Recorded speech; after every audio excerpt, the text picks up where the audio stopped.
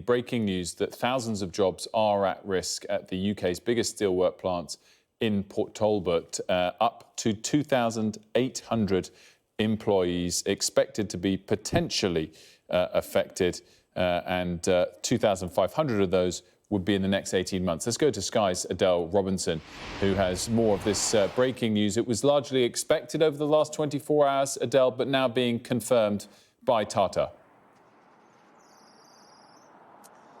It's been confirmed at the moment, yes. The news that, as you say, we have been expecting for the last 24 hours, and news that's been described by unions here as a crushing blow, as the worst case scenario for workers. The unions have been fighting these plans to close down the two coal-powered blast furnaces behind me here in Port Talbot for a long time now. Remember that for this community, the steelworks behind me is at its heart. It's described as the lifeblood of the community here, and they describe this news as potentially decimating not just the community, the jobs of those people who will lose them, but also for the wider economy here in South Wales.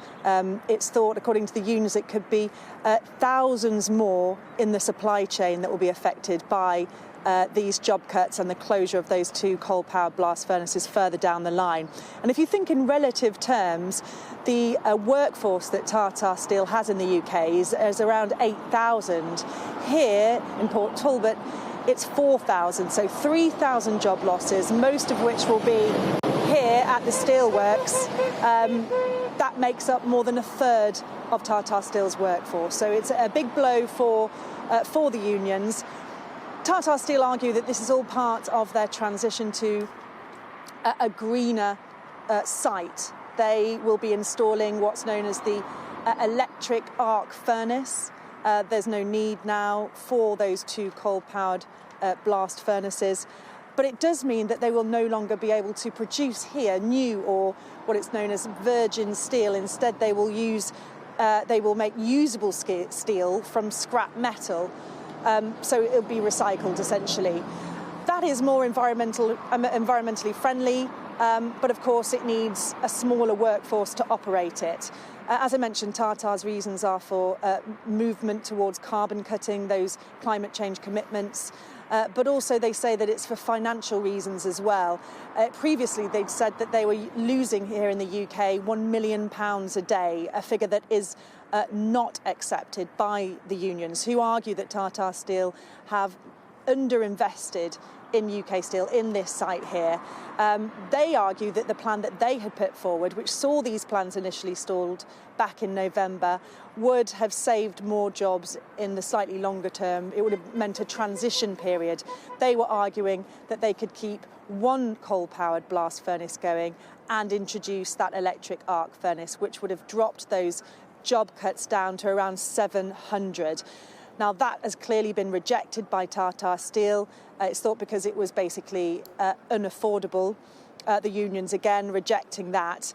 They have also said that they are concerned that this is bad for national security for the country. If we are becoming more reliant on steel imports from outside of the UK, then that's bad news for national security. The unions, though, saying to me not long ago that this isn't the end for them. Far from it. They are going to be standing by every single worker and every single job under threat, and strike action is not off the table. Adele, just give us a bit more of that background.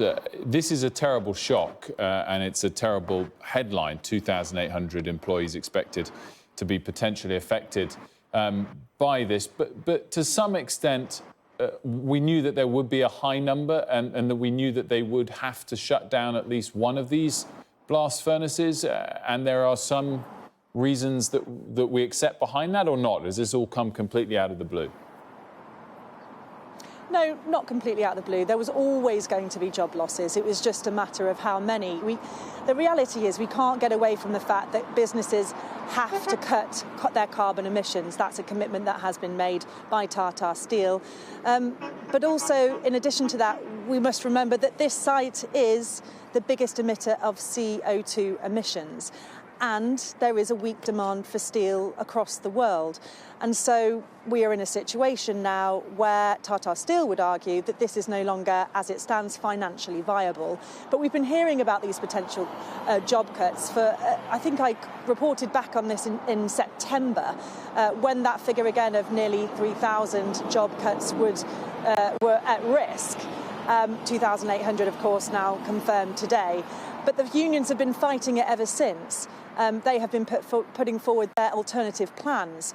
Also important to mention that we're hearing from government sources that the deal that has been put on the table by Tata Steel now, the one that looks like it's going ahead, officially anyway, the deal has saved thousands of jobs, according to our government sources. 5,000 apparently directly in Tata Steel's workforce, and over 12,000 in the UK supply chain. And the alternative, we're told, was that the whole thing could have been closed down and that everybody could have lost their jobs, more or less. So it's been described by government sources as a very serious situation. The company was losing a lot of money, and that they are sort of saying that this is a good deal for British taxpayers. Now, that's completely rejected by the unions.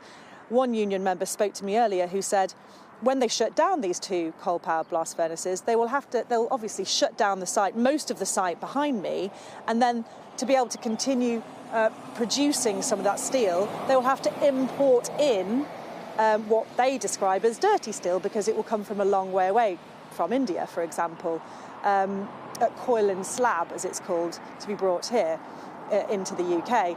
So there's that argument as well, but very competing arguments on both sides. It feels like it's a done deal. The unions reject that completely and say that they're fighting, they'll continue to fight. And again, as I said before, that strike action is not off the table. They will be balloting their members on this. And Adele, what are you hearing from whether it's the unions, experts in the industry, or Tata itself about whether the UK is going to be left as a self-sustaining producer of the steel that it needs? I mean, the Prime Minister in his brief interview earlier said he's committed to making sure the UK is, a supplier of steel and capable in that regard.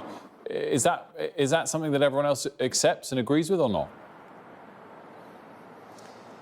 Well, the unions are saying that this is terrible news for the UK steel industry, and I think on the face of it, when you're seeing a workforce being cut down by over a third in the steelmaking industry here, it would suggest that obviously steelmaking is going to be cut down drastically. And where does that leave us? The unions argue in a very bad place. Again, national security, they have mentioned, that we will become reliant on imports of steel from abroad, where it's being able to be produced on a cheaper scale, cheaper. And so if we're becoming more reliant, then we are in the hands of those people who we are buying steel from. And so they're arguing it's nonsensical to not invest in a site like this and become, as they say, at risk on a national security level. There is an acceptance, I think, though, from the unions that there needs to be a move towards greener operations here and in steelmaking. But they are still arguing that their plan was the better plan. They were not rejecting an electric arc furnace, which again is more environmentally friendly, but they were trying at the same time to put in a transition period for their workers that would mean that they would be able to keep their jobs for longer, while also committing to carbon cutting in the future, but also trying to keep their hand in steel making for the UK on that global scale. You can hear lorries, cars going past while I've been doing my live. There's a lot of support here for the unions, for the workers here, because, as I said before, people feel very strongly here. The people I've spoken to who work here, it's not just them. Some of them's been working here for decades. It's their sons, their daughters, their partners. It's all they know, and they say that this is going to become an industrial wasteland without this steel works in operation the way it has been, providing all those jobs and all those extra jobs in the supply chain. So a lot of support here for the workers. We'll be going in to speak to one of the big bosses here at Tata Steel in the next couple of hours, so I'll bring you what he has said to me then.